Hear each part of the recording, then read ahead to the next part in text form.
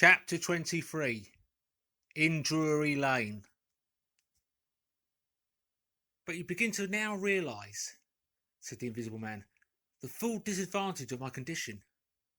I had no shelter, no covering. To get clothing was to forgo all my advantage, to make myself a strange and terrible thing.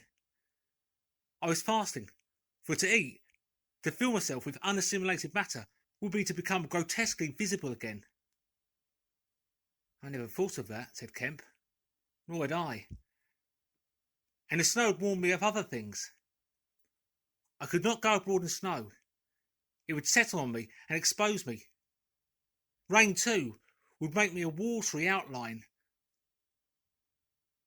a glistening surface of a man, a bubble. And fog! I should be like a fainter bubble in a fog, a surface, a greasy glimmer of humanity.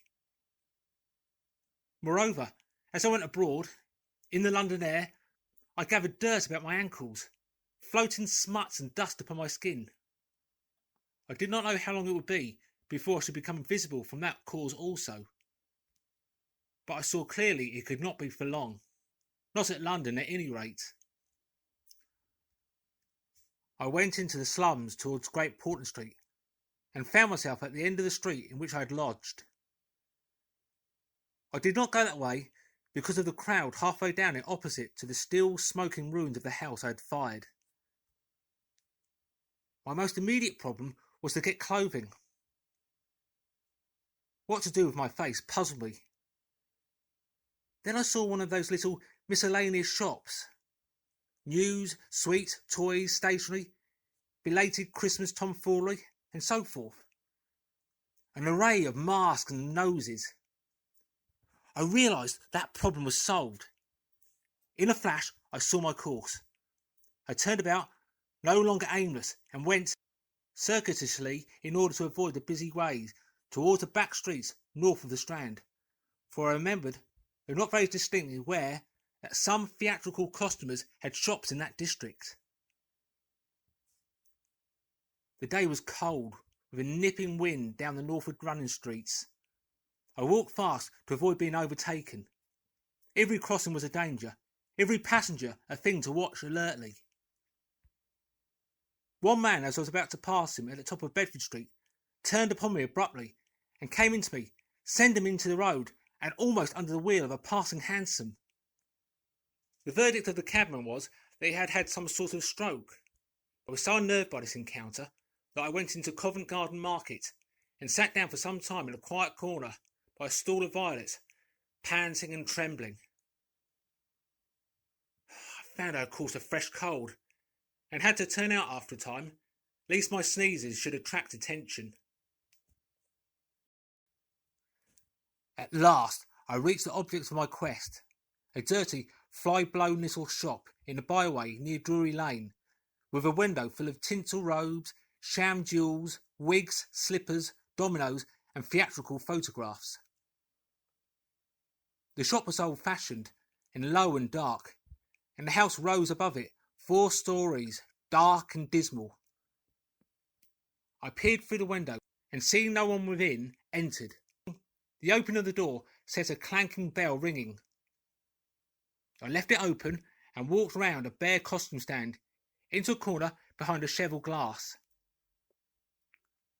For a minute or so, no one came. Then I heard heavy feet striding across the room, and a man appeared down the shop. My plans were now perfectly definite. I proposed to make my way into the house, secrete myself upstairs, watch my opportunity, and when everything was quiet, rummage out a wig, mask, spectacles, and costume, and go into the world, perhaps a grotesque, but still a credible figure. And incidentally, of course, I could rob the house of any available money. The man who had just entered the shop was a short, slight, hunched, beetle-browed man with long arms and very short bandy legs. Apparently I had interrupted a meal. He stared about the shop with an expression of expectation. This gave way to surprise and then to anger as he saw the shop empty. "Damn the boys," he said. He went to stare up and down the street. He came in again in a minute, kicked the door to with his foot spitefully, and went muttering back to the house door.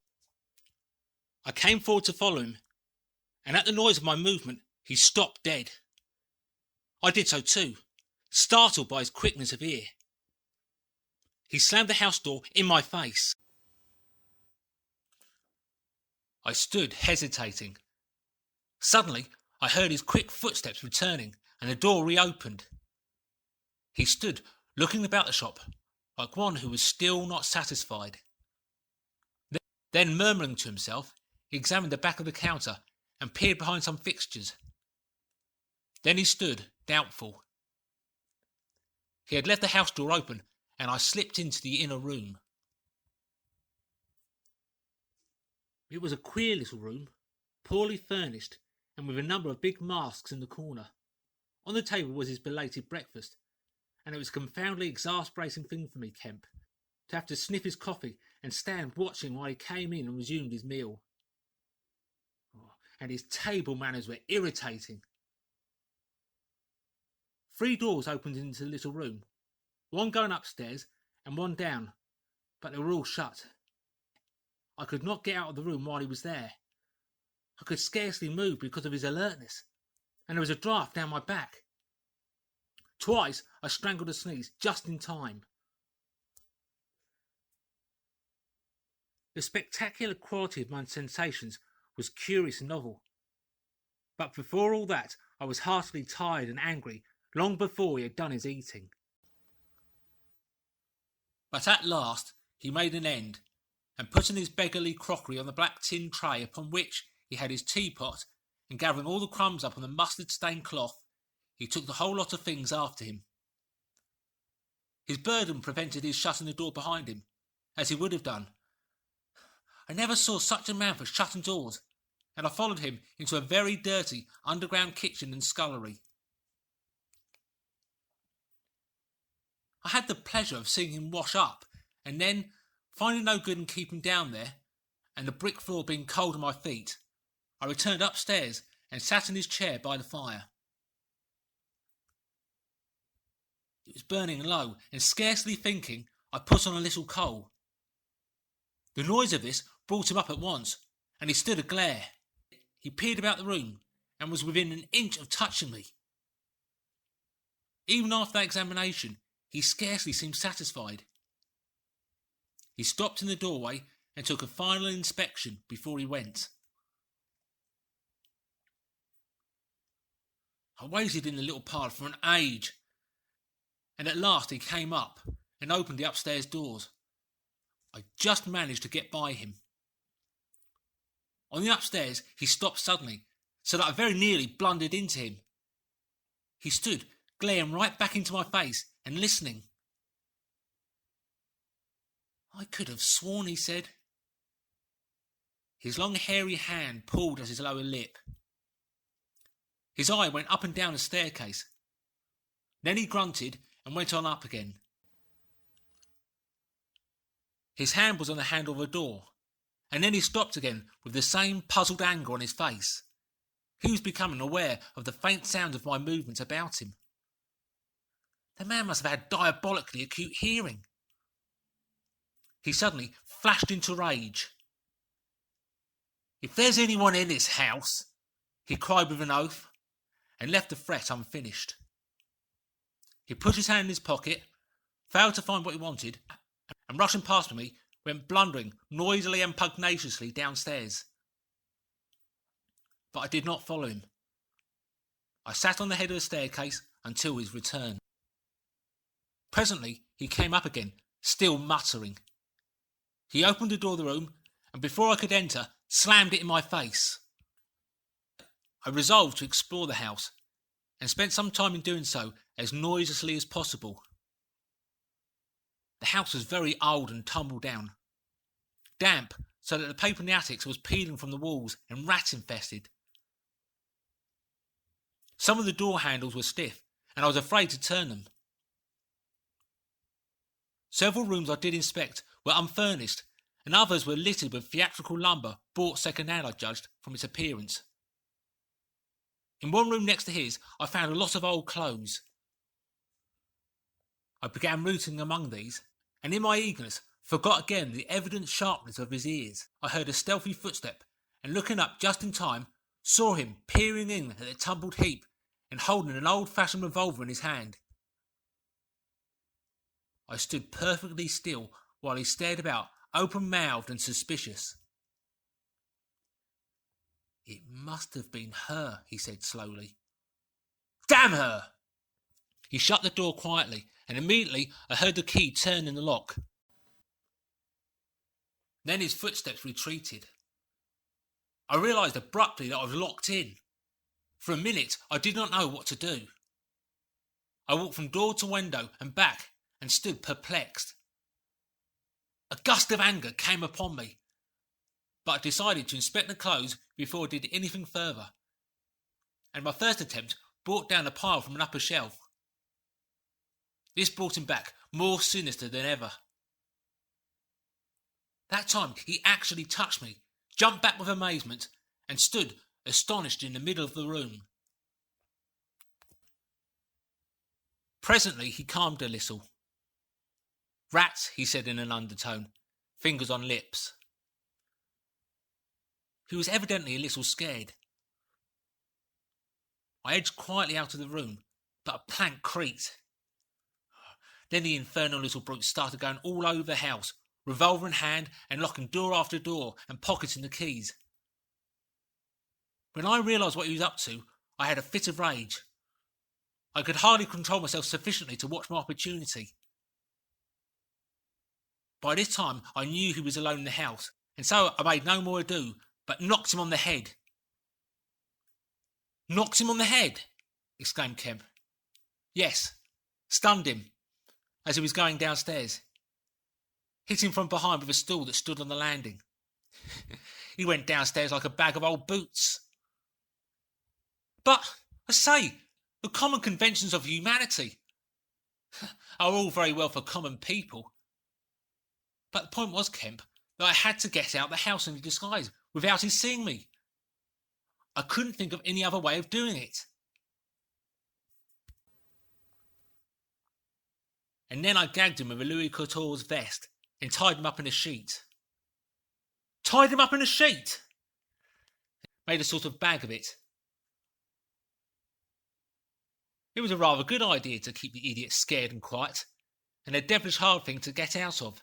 Head away from the string. My dear Kemp, it's no good your sitting glaring as though I was a murderer. It had to be done. He had his revolver. If once he saw me, he would be able to describe me. "But still," said Kemp, "in England today, and the man was in his own house, and you were, well, robbing." "Robbing? Confound it. You'll call me a thief next. Surely, Kemp, you're not fool enough to dance on the old strings. Can't you see my position?" "And his too," said Kemp. The invisible man stood up sharply. "What do you mean to say?" Kemp's face grew a trifle hard. He was about to speak and checked himself.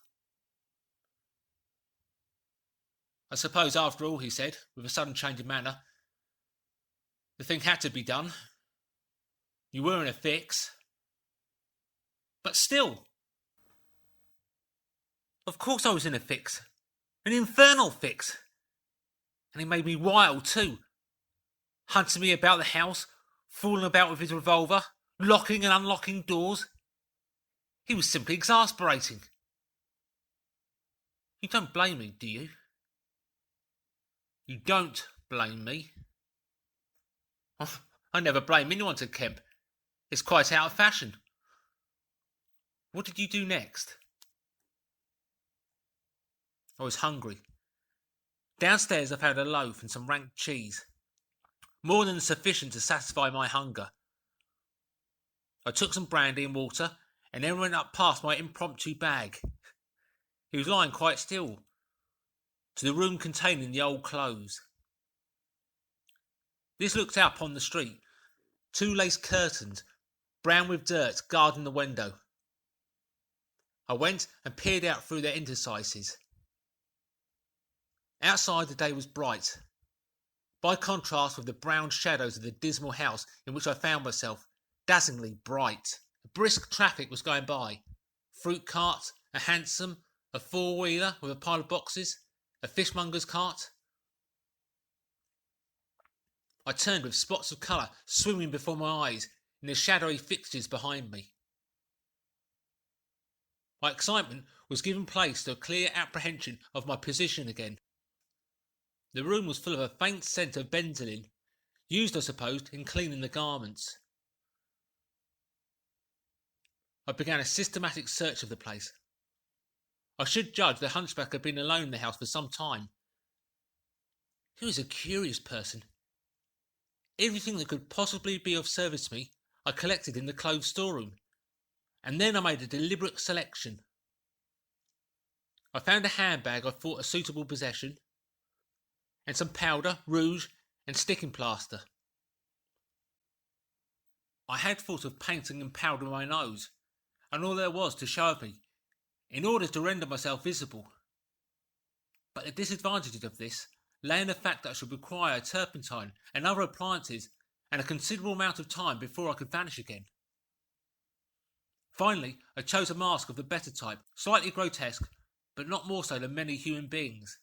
Dark glasses, greyish whiskers, and a wig. I could find no underclothing, but that I could buy subsequently, and for the time I swathed myself in calico dominoes and some white cashmere scarfs. I could find no socks, but the Hunchback's boots were rather a loose fit and sufficed. In a desk in the shop were 3 sovereigns and about 30 shillings worth of silver, and in a locked cupboard I burst in the inner room were £8 in gold. I could go forth into the world again equipped. Then came a curious hesitation. Was my appearance really credible? I tried myself with a little bedroom looking glass, inspecting myself from every point of view to discover any forgotten chink, but it all seemed sound. I was grotesque to the theatrical pitch, a stage miser, but I was certainly not a physical impossibility. Gathering confidence, I took my looking glass down into the shop, pulled down the shop blinds, and surveyed myself from every point of view with the help of the cheval glass in the corner. I spent some minutes screwing up my courage, and then unlocked the shop door and marched out into the street, leaving the little man to get out of his sheet again when he liked. In 5 minutes, a dozen turnings intervened between me and the costumer's shop. No one appeared to notice me pointedly. My last difficulty seemed overcome. He stopped again. "And you troubled no more about the Hunchback?" said Kemp. "No," said the Invisible Man. "Nor have I heard what became of him. I suppose he untied himself or kicked himself out. The knots were pretty tight." He became silent and went to the window and stared out. "What happened when you went out into the Strand?" "Oh, disillusionment again. I thought my troubles were over. Practically, I thought I had impunity to do whatever I chose. Everything. Save to give away my secret. So I thought. Whatever I did, whatever the consequences might be, was nothing to me. I had merely to fling aside my garments and vanish. No person could hold me. I could take my money where I found it. I decided to treat myself to a sumptuous feast, and then put up at a good hotel and accumulate a new outfit of property. I felt amazingly confident. It's not particularly pleasant recalling that I was an ass. I went into a place and was already ordering lunch, when it occurred to me that I could not eat unless I exposed my invisible face. I finished ordering the lunch, told the man I should be back in 10 minutes, and went out exasperated. I don't know if you've ever been disappointed in your appetite. "Not quite so badly," said Kemp, "but I can imagine it. I could have smashed the silly devils." At last, faint with the desire for tasteful food, I went into another place and demanded a private room. "I am disfigured," I said. "Badly." They looked at me curiously, but of course it was not their affair, and so at last I got my lunch. It was not particularly well served, but it sufficed, and when I had it, I sat over a cigar, trying to plan out my line of action. And outside, a snowstorm was beginning.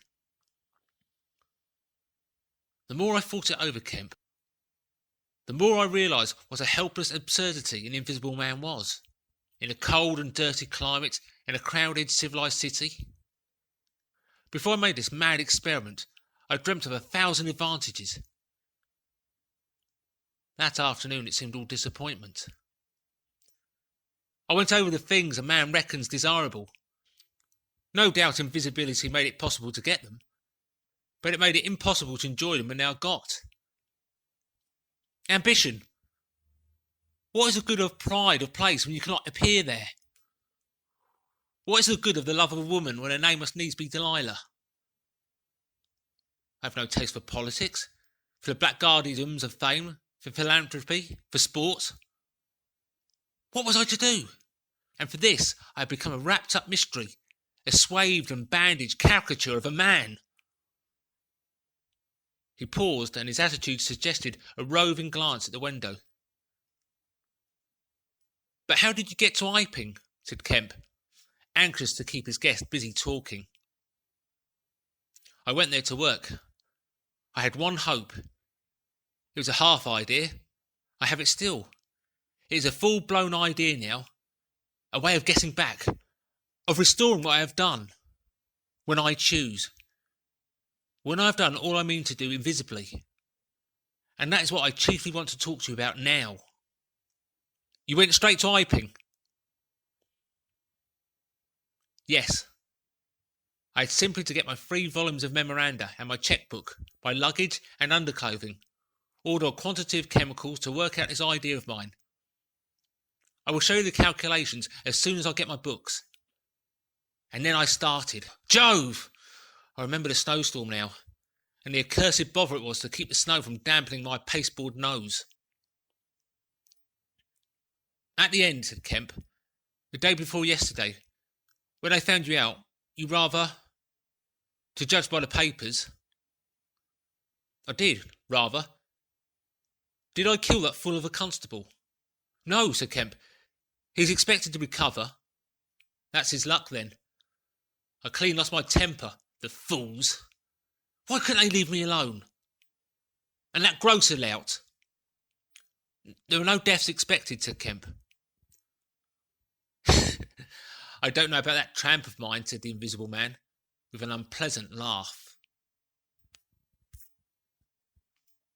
"By heaven, Kemp, you don't know what rage is. To have worked for years, to have planned and plotted, and then to get some fumbling, purblind idiot messing your course. Every conceivable sort of silly creature that has ever been created has been sent across me. If I have more of it, I shall go wild. I shall start mowing them. As it is, they've made things 1,000 times more difficult." "No doubt it's exasperating," said Kemp dryly.